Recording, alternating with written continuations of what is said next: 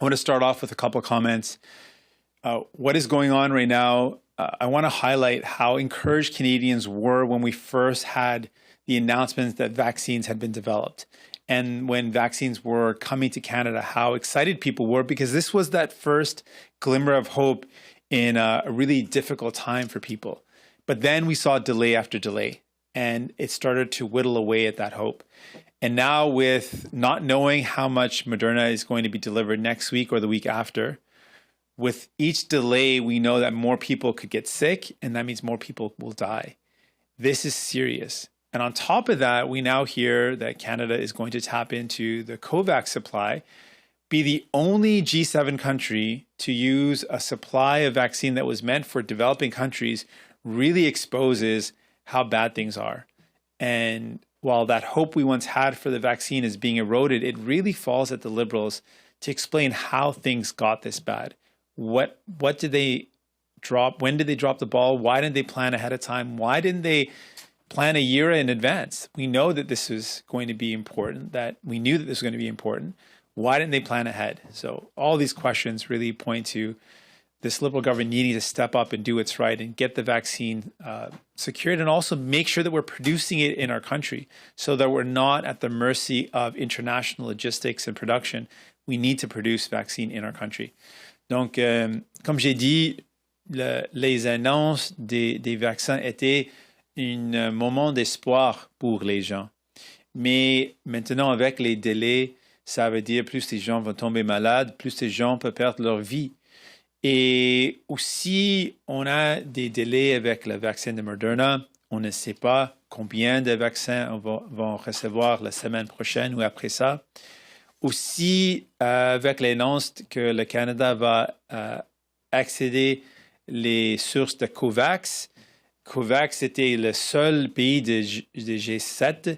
Ça veut dire qu'on est le seul pays qui va accéder à une quantité de doses qui était prévenir pour les pays en développement.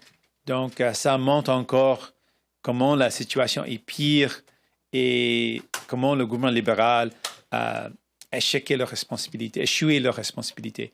Donc, on va encore encourager la production locale et le fait qu'on a besoin des vaccins produits ici au Canada pour les Canadiens. Merci. Thank you. I'm ready to take your questions now. Thank you. We will now proceed to questions. Nous allons maintenant aller aux questions. Nous demandons aux journalistes de poser une question et une question de suivi. We ask journalists to ask one question and one follow-up. We'll start on the phone today. Operator. Thank you. Merci. La première question de Catherine Lévesque, la presse canadienne. La parole est à vous. Bonjour, M. Singh. Bonjour.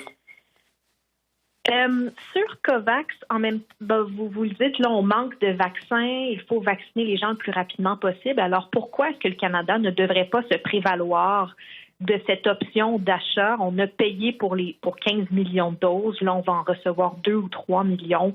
Alors, voilà. Pourquoi est-ce que le Canada ne devrait pas avoir plus de vaccins plus rapidement, finalement? Je dis seulement que ça montre l'échec du gouvernement libéral. Le fait qu'on a vu des délais des vaccins Moderna, en plus qu'on va être le seul pays de G7 pour avoir accès à cette quantité de médicaments, montre que le gouvernement libéral a clairement échoué la responsabilité et l'importance des vaccins. Ça aussi souligne l'importance d'avoir la production locale. Parce que n'importe quel contrat le gouvernement libéral signe, si on n'a pas la production locale, on peut avoir toujours les mêmes problèmes de logistique avec les barrières de recevoir la quantité qu'on a besoin. Donc, je veux souligner encore, c'est clair avec la livraison et la sécurisation des vaccins que le gouvernement libéral a échoué leur responsabilité. Juste pour être bien clair, donc vous êtes à l'aise qu'on reçoive des doses de COVAX, est-ce que c'est ça? Non, je n'ai pas à l'aise, pas du tout. Je pense que ça montre comment le gouvernement libéral a échoué l'importance de ce dossier, comment ils ont laissé tomber les gens. Le fait qu'on est dans cette situation, ça montre clairement que le gouvernement libéral n'a pas fait le travail nécessaire pour sécuriser les doses nécessaires pour les Canadiens et Canadiennes. Et ça montre comment la situation est mauvaise. Et c'est vraiment la responsabilité du gouvernement libéral. Et c'est un échec. Nous allons maintenant prendre une question dans la salle. We will now take a question in the room. David? Mr. Singh, David Thurton from CBC News. So are you against Canada taking that allotment from COVAX? Are you saying that Canada should not take it? No, what I'm saying is what's happened is on one hand, people were very hopeful with the announcements of vaccines, but now with delay after delay, with the fact that delays mean more people could get sick and more people will lose their lives, with the Moderna delays, with the lack of information about how much we're going to get, with the Pfizer delays, and now on top of all that, the fact that Canada will be the only country in the G7 that will access the COVAX supply, which is meant for developing countries, all show how bad things have gotten and how much the Liberal government has failed to do what's right or what's needed. It also highlights how the failure to secure local production has put us in this position. This is all very troubling and just highlights how bad things are. I totally get that it shows a lot of things, but how would you respond, or how are you calling the government to respond to receiving this allotment? Some people are saying we're taking away from poorer nations if we accept this. So should Canada accept these vaccines from COVAX? Well, I would flip it and say what Canada should be doing is getting production in Canada, ensuring that we can produce enough dose for Canadians and try to produce more so we can do our part to help and fight this global pandemic. Right now, because of the lack of planning, preparation, the lack of prioritizing this, the securing a vaccine, the outcome is we are in a bad situation. And all of these signs, the delays, the lack of information, the delay with Pfizer, the not knowing how much Moderna vaccine we're going to get next week or the week after, and tapping into the COVAX supply, all of this shows to me that the Liberal government is in a damage control mode. Things are not going the way they were intended. There's no way this was a part of the plan in the beginning. Things are bad, and I'm hoping that we can highlight we've got to turn things around. Like, people's lives depend on getting vaccines. This government has to take it seriously. Justin Trudeau needs to take this seriously. And so far, the vaccine delivery and obtaining doses have been a failure. We will now head back to the phone for another question. Operator? There are no further questions on the phone. Nous n'avons plus de questions au téléphone. Back to the room. Hi, Mr. Singh. Chris Reynolds, Canadian Press. Hey there. Last week, we heard the Liberals announce the rule about 3-day hotel quarantines, up to 3 days of mandatory quarantine upon return from international travel. But we didn't actually get any details on when this new requirement would be implemented. And hotels so far don't really know what standards they're going to have to adhere to in order to be, say, a quarantine hotel, a federal facility. So I'm wondering to what extent you suspect this announcement that hasn't actually come into effect yet is more a political move to attract attention or distract attention from other matters rather than a genuine attempt to reduce the influx of COVID-19 into the country. I really appreciate the question, and I want to lay out a pattern of behavior. When we first heard the vaccines announced early on in December, it seems like that was just a showy announcement because afterwards we realized that there wasn't the same doses that were promised to us. The announcement around the production of vaccines in Canada by the Prime Minister started off saying, we'll be in a position to produce it in September. The minister came up and said, oh, it's going to be the end of the year. The NRC then said it's going to be in 2022. Another announcement that sounded very encouraging, but once you dug a bit deeper, it looked like it was just for show. And now finally, with this announcement of the quarantine, it doesn't look like they thought it through. And it was just to grab a headline, but they didn't do the hard work of making sure this is a plan they thought all the way through. All of that in the context of what we know for sure. The quarantining, of course, is important. We support it. Other countries have done it. But we know experts have not been calling for that. They've been calling for improved access to paid sick leave. The single most important tool from many experts around this country in terms of how we can stop the spread of COVID-19 is to ensure people have access to paid sick leave. Why? Because they're saying most people are getting sick through workplace transmission. That means people are going to work sick. That means they don't have access to paid sick leave. We brought in paid sick leave, fought for it, but we pointed out that there were some problems with the Liberal government's delivery, that there were some weaknesses that needed to be fixed. We want to again say the Liberal government, Justin Trudeau, should stop chasing the headlines and start doing the hard work of actually bringing in policies that will reduce the spread of COVID-19, starting with improving the paid sick leave. Secondly, tomorrow the Ethics Committee is going to be just talking with or interrogating, hearing from two executives at MindGeek, the company that owns Pornhub.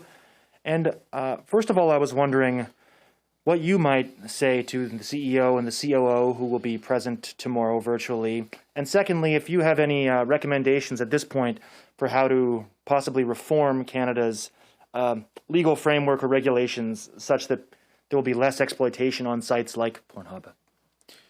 Well, the exploitation, first of all, is horrible. It is horrible. Some of the details that have emerged of videos that have been shared on the site that are incredibly hurtful, and frankly, they should be illegal. And there is no way that should be allowed. That regulation has to be the responsibility of the government. The government has to be in a position to ensure that this is not happening, that exploitative material is not being put up online. And that's why from the beginning we said, whether it's in this case Pornhub or whether it's any social media platform, when the Liberal government says, oh, we'll let them regulate themselves, it is a flawed approach. The Liberal government's wrong to do that. Justin Trudeau is wrong to do that. We have a responsibility as a country to ensure that there's protections in place against hate speech when it's social media platforms or these forms of exploitation, whatever platform it may be. So I think that's vital. And what I would say is it is the Liberal government, or it is the government's responsibility, and in this case, the Liberal government's responsibility to protect people. And operator, do we have any questions on the line? There are no questions at this time. David? Hey, Mrs. Singh, David Thurton again. Just wanted to ask you a question about one of the questions one of your MPs asked in the House during QP about the sale of armored vehicles to Saudi Arabia. One of our journalists is saying that those vehicles are actually made in one of your MP's ridings, Lindsay Matheson, her London, Ontario riding. So, what do you want to say to those workers in that riding who, voted for your party? How are you going to protect their jobs? Oh, these workers are not to blame. This is the Liberal government's fault for going ahead with the sale of arms to a country which is clearly a country that is violating human rights. And what we said is, in order to protect those jobs, what we need to ensure is that those contracts are fulfilled with Canadian requests. We know that our own armed forces need similar vehicles. We can ensure that those contracts are fulfilled, those jobs are maintained by securing those contracts for our own Canadian forces. There is a time when the clear human rights violations perpetrated by a country make it so that we cannot sell them arms. With all that's occurred in Saudi Arabia, the treatment of its citizens, the murder of the journalist, Mr. Khashoggi, in all these circumstances, it is clear if there was ever an example where we should not be selling arms, it is to Saudi Arabia. And we should not let that impact the workers and their jobs. We can secure them with local Canadian contracts. But if those jobs can't be secured, are you still calling for the cancellation of these contracts? We can do both. And I want to be very clear that there is a path to keeping those jobs, keeping those contracts, if we were to use our ability as a country to secure the equipment that we need for our own forces, which in many cases are outdated. And we can keep those jobs and protect this principle that we should not be selling arms to a country that is, on top of all those other violations I mentioned, engaged in a war with Libya, where there are horrible casualties. The people of Libya are in just deplorable conditions, famine, and all sorts of just unheard of atrocities. This is a case where we cannot continue to sell arms to Saudi Arabia. Thank you. Merci beaucoup. Thank you.